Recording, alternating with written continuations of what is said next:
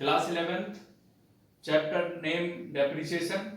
Next chapter start करते हैं और आज का चैप्टर है डेप्रिसिएशन।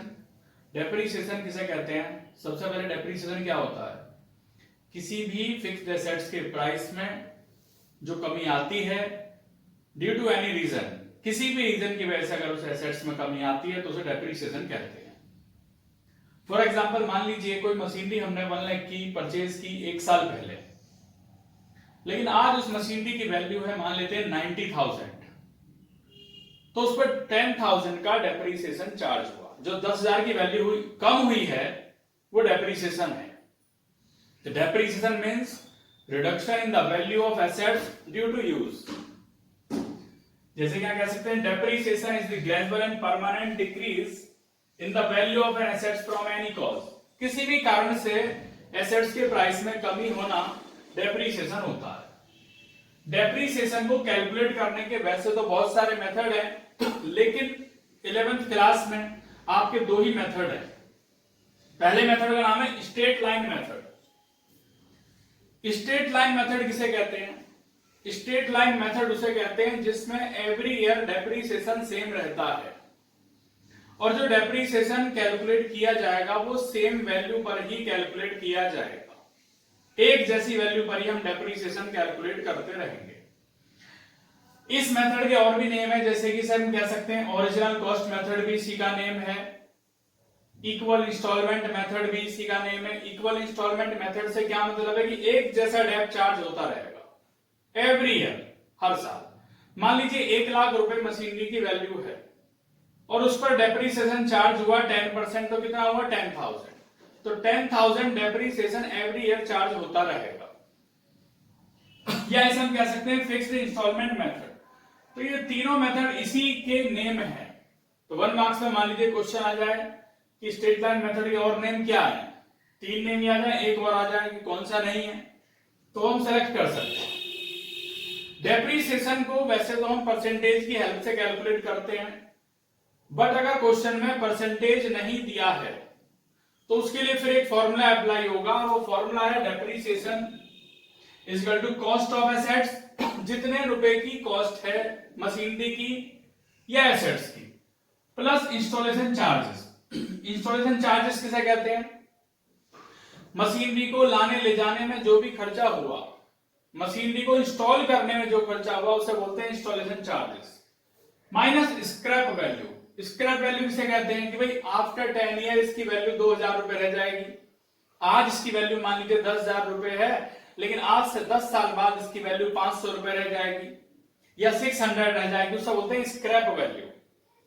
अपॉन लाइफ, एसेट्स की जितनी भी लाइफ है उससे डिवाइड करेंगे तो हमारा डेप्रिसिएशन कैलकुलेट हो जाएगा। लेकिन ये तरीका तभी फॉलो करना है अगर डेप्रिसिएशन का परसेंटेज नहीं दिया होगा। और अगर डेप्रिसिएशन का परसेंटेज दिया है तो फिर तो सिंपल है कि जो भी एसेट्स की वैल्यू है उसका उतना डेप्रिसिएशन कैलकुलेट कर देंगे, हमारा डेप आ जाएगा।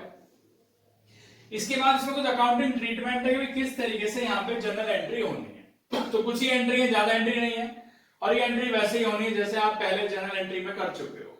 जैसे कि सबसे पहले क्या होगा, स्टूडेंट्स हम कोई एसेट्स खरीदेंगे या कोई मशीनरी खरीदेंगे, तो उसे खरीदने में क्या होता है? Assets account debit to bank. एक बार आपने मशीनरी खरीद ली, एसेट्स खरीद लिया, आपने एंट्री कर दी एसेट डेबिट टू बैंक जब खरीदा। उसके बाद depreciation at the end of each year, कि हर साल डेप्रिसिएशन चार्ज होगा at the end of year, year के लास्ट में डेप चार्ज होगा।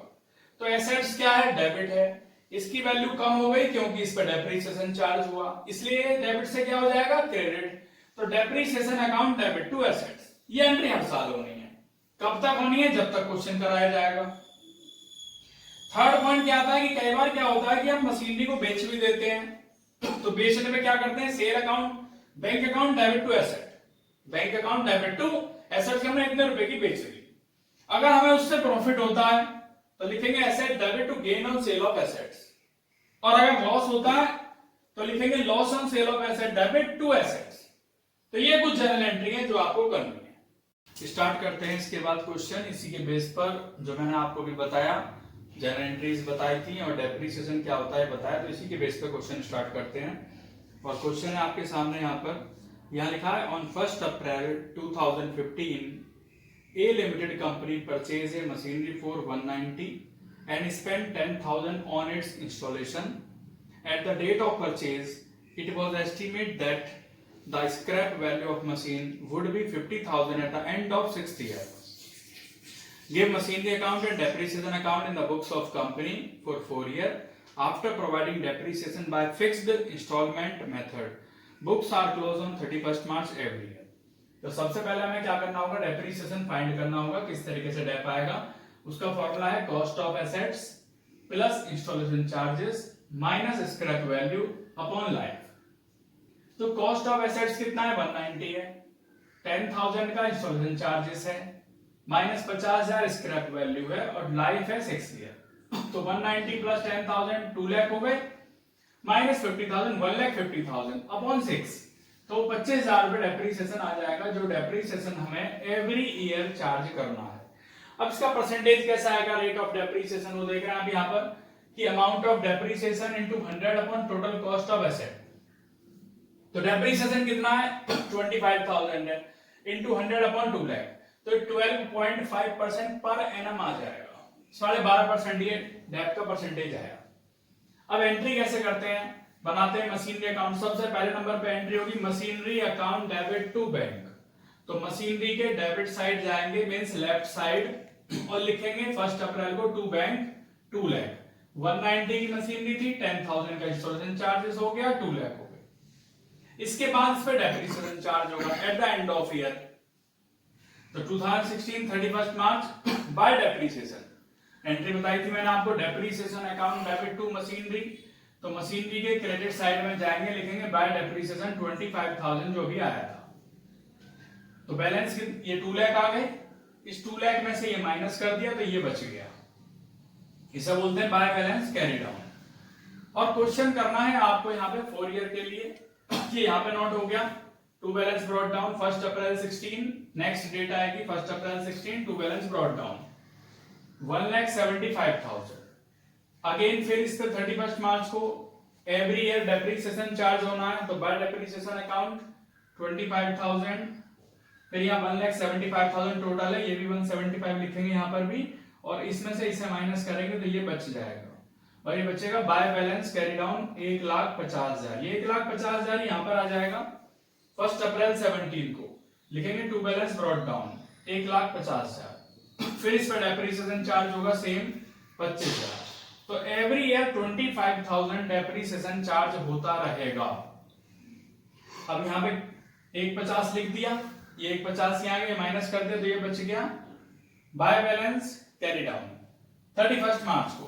यही कैरी डाउन यहाँ पे ब्रॉट डाउन आ जाएगा 1 अप्रैल 18, टू बैलेंस ब्रॉट डाउन 1,25,000। फिर इस पर डेप्रिसिएशन चार्ज करेंगे, सेम 25,000 ही आएगा, बार बार 25,000 ही आता रहेगा क्योंकि कंप्लीट ईयर का है, और बाय बैलेंस सीडी, तो ये आ गया आपका 1 लाख। इसके बाद क्या करेंगे, 1,25,000 यहाँ पर है और 1,25,000 यहाँ पे लिखेंगे, इसे माइनस करेंगे तो 1 लाख रुपए आ जाएगा, और यही 1 लाख आप यहाँ लिख दोगे 1 अप्रैल 19 को to balance brought down 1 lakh रुपए।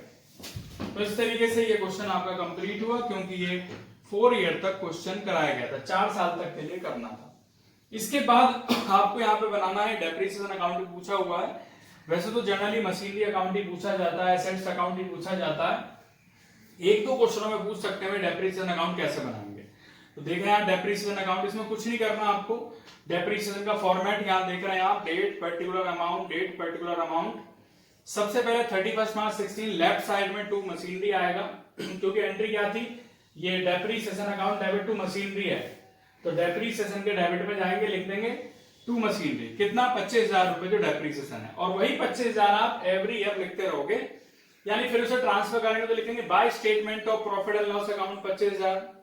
नेक्स्ट ईयर अगेन 31 मार्च 17 को टू मशीनरी, फिर उधर राइट साइड में 31 मार्च 17 को by statement of profit and loss account 25,000, फिर डेबिट साइड में टू मशीनरी 31 मार्च 18 को, एंड 31 मार्च 18 को ही by statement of profit and loss account 25,000, फिर डेबिट साइड में 2019 31 मार्च टू मशीनरी, फिर by statement of profit and loss account.